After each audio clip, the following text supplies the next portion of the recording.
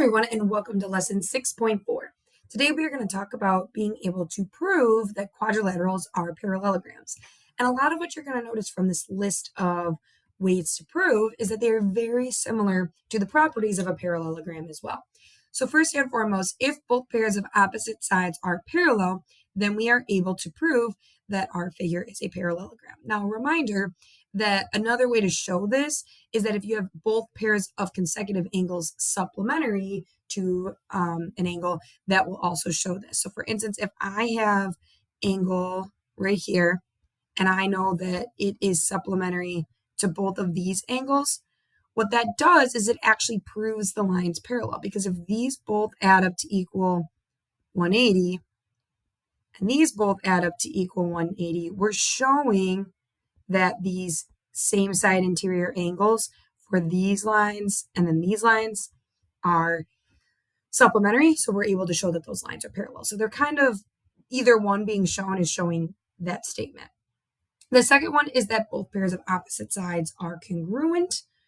We can also prove that we have a parallelogram if one pair of opposite sides are both parallel and congruent.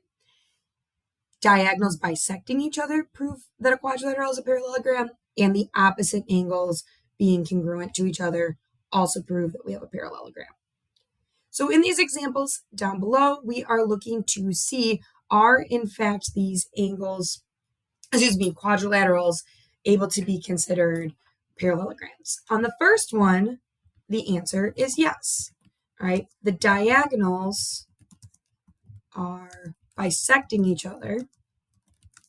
So because we have that theorem up from up above being shown that these diagonals are being bisected, we are allowed to say that this quadrilateral is a parallelogram.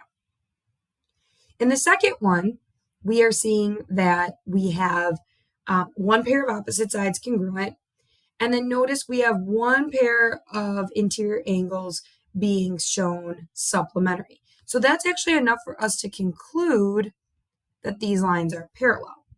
The problem is up above, we need the same pair of sides to be both parallel and congruent, not one and one, right? We don't know anything about that, right? But that's not going to help us. So because it's not the same pair of sides that are both parallel and congruent, we are not able to say that this is a parallelogram. So we need one pair of sides both parallel and congruent. So unfortunately, this one does not work out.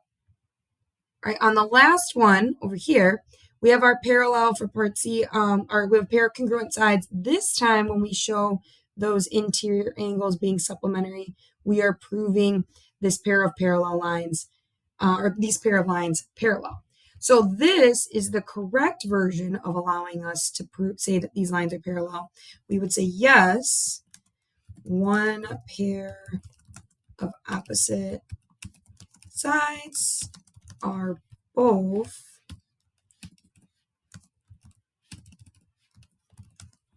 parallel and congruent.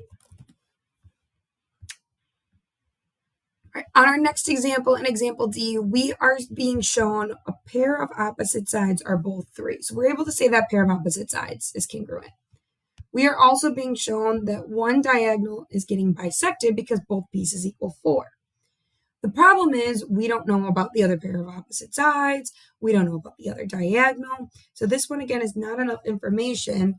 We don't have both pairs of diagonals bisected or both pairs of opposite sides congruent.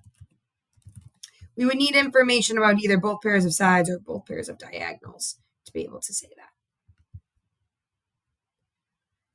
In letter E, we are being shown that these alternate interior angles are congruent. So what this allows us to say is that our lines are parallel because their alternate interior angles are congruent. And then they showed us that this pair of sides over here are both equal to 2, so they would be congruent.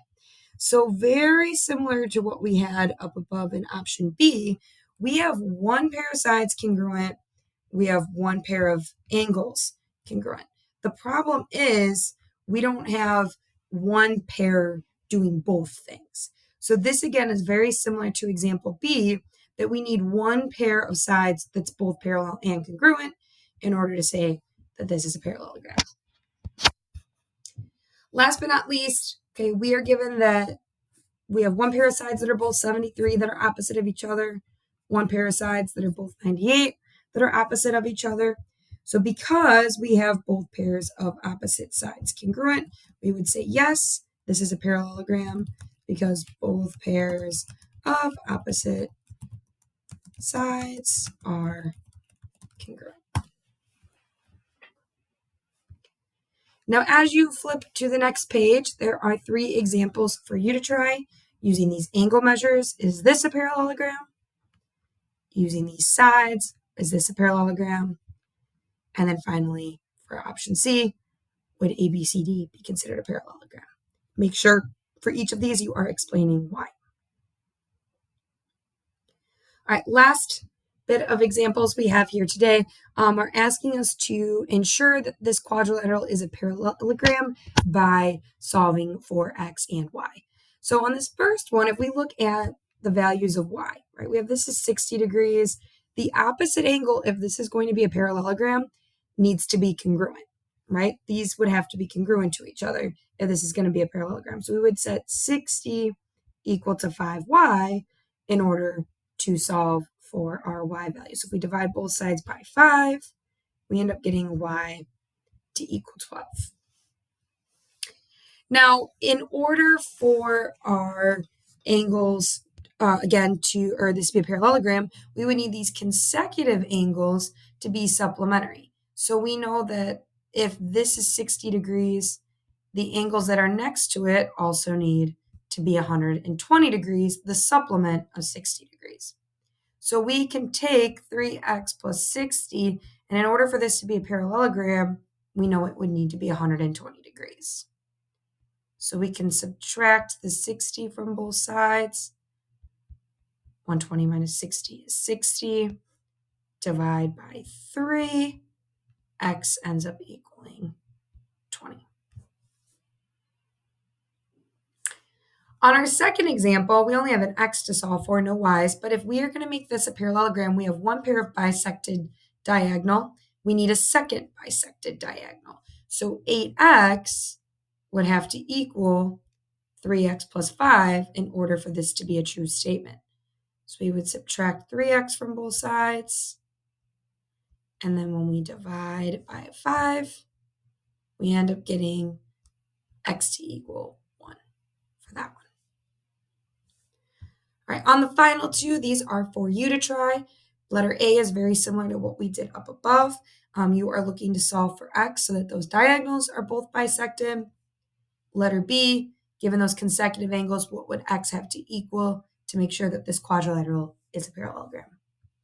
Thanks everyone for watching. We'll work more with these in class.